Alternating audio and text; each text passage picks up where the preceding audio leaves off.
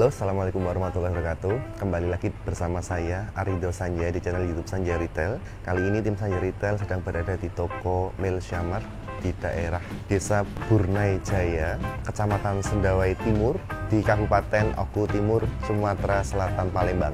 Ya, teman-teman, kurang lebih 30 hari atau 1 bulan tim Sanjaya Retail sudah mengerjakan toko Milsyamart ini. Sehingga pada hari ini kita baru saja meresmikan toko Milsyamart.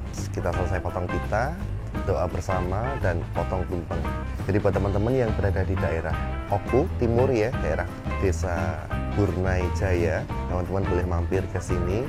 Karena hari ini, khusus hari ini kita banyak promo, banyak hadiah, terus ada voucher gratis belanja juga.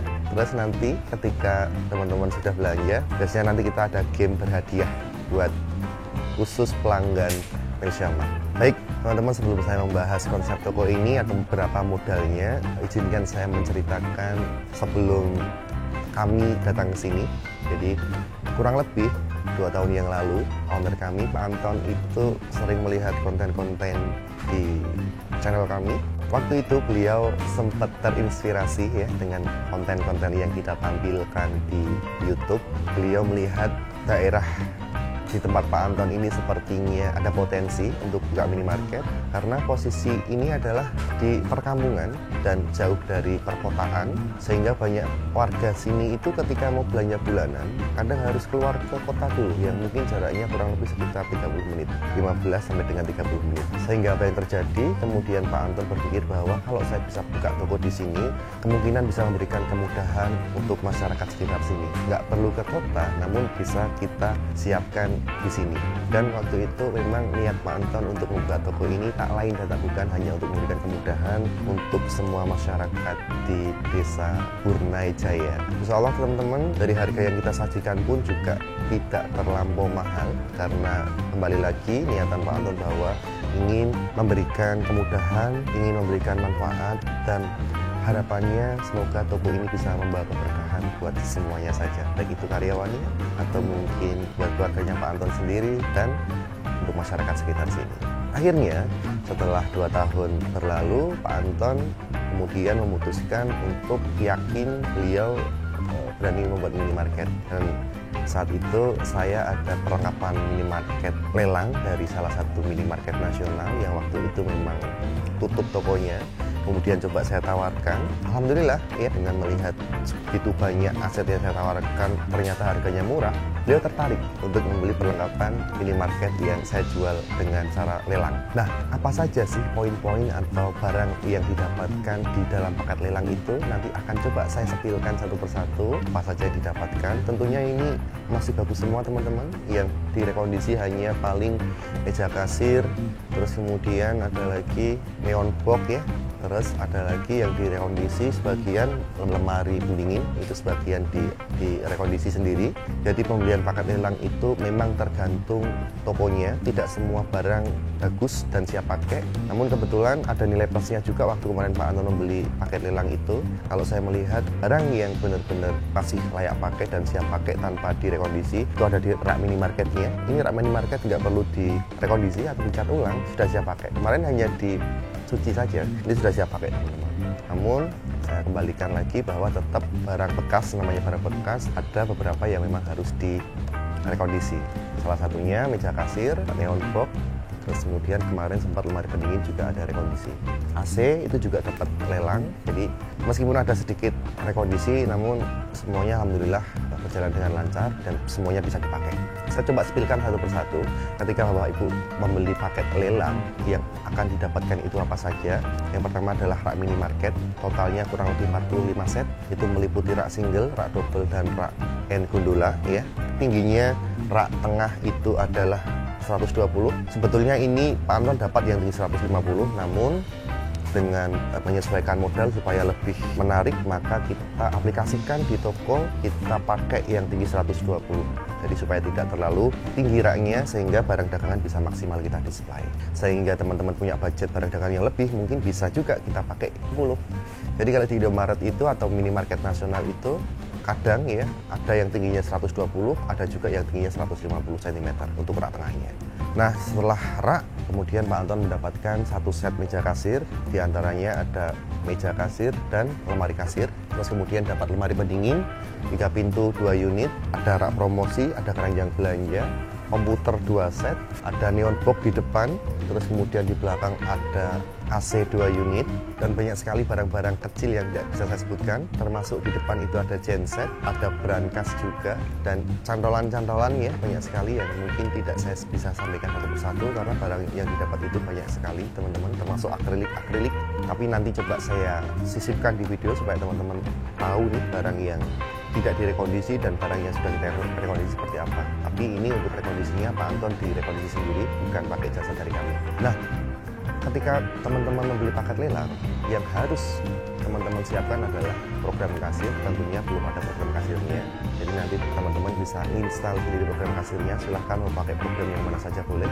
Terus CCTV nggak dapat karena selama ini CCTV saya mendapatkan unitnya itu tidak bisa kita pakai lagi. Salah satu kendalanya biasanya tidak bisa online, kameranya kurang jelas, terus terpassword dan tidak bisa merekam. Jadi sama saja tidak bisa dipakai. Kemudian kita kasih solusi untuk CCTV-nya Pak Anton membeli sendiri. Oke. Begitu ya teman-teman kurang lebihnya untuk perlengkapan minimarket dengan paket lelang itu yang didapat, dan ini hasilnya yang kita pakai untuk saat ini. Jadi lebih hemat sekali teman-teman, yang mungkin kalau misalkan teman-teman beli baru senilai bisa jadi 100 juta, namun dengan paket lelang teman-teman hanya cukup tidak sampai dengan 100 juta. Jadi selisihnya lumayan teman-teman. Dan paket lelang itu baiknya dipakai untuk ukuran berapa? Paket lelang itu kalau menurut saya minimal untuk area penjualan 100 meter persegi, insya Allah cukup. Kalau misalkan teman-teman punya toko dengan di bawah 100 meter persegi gimana? Nggak jadi masalah. Cuman yang kita jual memang paket, tidak ecer ya, tapi paket semuanya harus dibeli. Maka saya menyarankan kalau misalkan mau buka minimarket dengan paket lelang, saran saya minimal ukurannya adalah 100 meter persegi.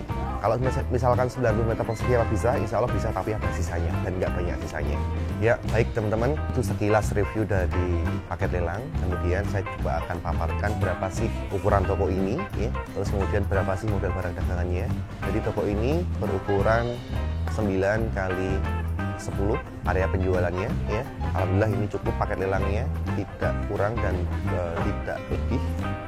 Terus toko ini listriknya kurang lebih sekitar 7.500 watt. Insya Allah cukup dengan kondisi seperti ini, dengan pemakaian lampu kurang lebih 40 titik, lemari pendingin 2 unit, freezernya ada 3, terus kemudian AC ada 2, komputer 2, ada neon box di depan. Jadi dengan 7.500 insya Allah cukup. Jangan lupa kalau misalkan teman-teman mau pasang listrik untuk usaha, khusus usaha, saya sarankan untuk yang bisnis ya, karena selisih harganya bisnis dengan rumahan itu sangat jauh sekali, agar toko teman-teman bisa lebih hemat biaya listriknya.